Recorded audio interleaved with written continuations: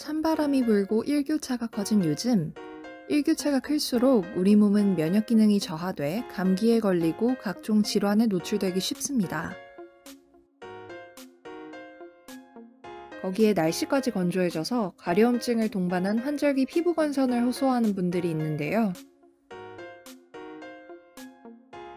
특히 건선은 유전적인 원인도 있지만 면역 체계의 이상, 스트레스, 피부 외상 등의 환경적인 원인으로도 생길 수 있기 때문에 환절기에 더욱 조심해야 하는 피부 질환 중 하나입니다. 이번 영상에서는 매년 10월 29일 세계 건선의 날을 기념해 건선과 건선의 예방법을 알아보도록 하겠습니다. 건선이란 초기에 작은 크기의 붉은 반점으로 시작해 그 부위가 점점 넓어지면서 각질이 하얗게 일어나는 피부 질환입니다. 주로 압력이나 마찰을 받는 부위, 즉 두피, 팔꿈치, 무릎, 엉덩이 등의 피부에서 잘 나타납니다. 전 세계적으로 1억 2,500만 명이 건선 질환을 앓고 있고 미국의 경우 인구의 3%가량, 즉 750만 명 이상의 성인이 건선을 앓고 있다고 합니다.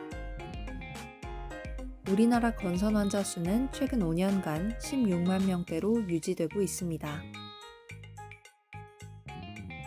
건선 원인이 정확하게 규명된 바는 없지만 자외선 조사량의 영향을 받기 때문에 대부분의 환자가 봄, 여름에 증상이 완화되고 가을, 겨울에 증상이 악화되며 환절기에도 악화되는 경향이 있어 완치되지 못하고 만성염증으로 이어지는 경우가 많습니다.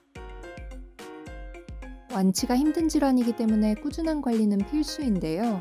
만약 관리가 부족해 증상이 심해지면 가려움증은 기본이고 건선성 관절염이나 우울증이 동반되기도 하며 농포성 관절염의 경우 폐혈증의 위험에 노출될 수 있어 초기에 적극적인 치료를 받는 것이 매우 중요합니다. 건선에는 총 5가지 유형이 있는데요. 유형마다 치료법이 다르기 때문에 어떤 유형의 건선인지 잘 파악하고 치료를 받는 것이 좋습니다.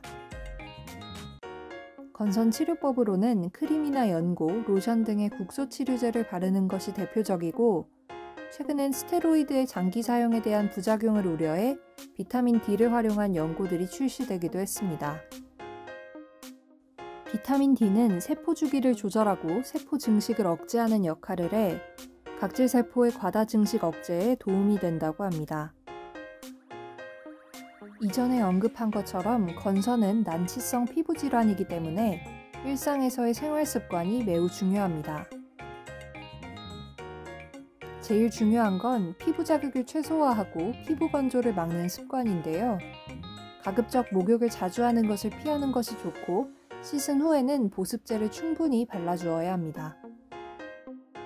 또한 낮은 습도와 과도한 실내 난방은 조심하고 평소 실내 온도를 20에서 22도로 가습기와 젖은 수건을 이용해 실내 습도를 40에서 60%로 유지하는 것이 바람직합니다. 술과 담배, 그리고 맵고 자극적인 음식과 인스턴트 식품은 피하는 것이 좋고요. 수분 섭취를 자주 해줌으로써 노폐물을 배출하는 것도 중요합니다. 충분한 수면과 올바른 식습관은 피부 관리에 있어서 빠질 수 없는 요소인데요.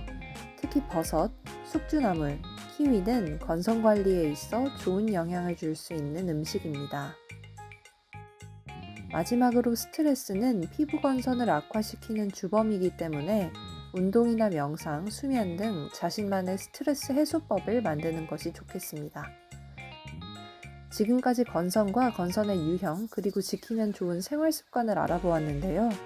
건선은 언제 발병할지 모르는 피부 질환 중 하나이기 때문에 미리 어떤 질환인지 알고 더 심해지지 않게 꾸준히 관리해요.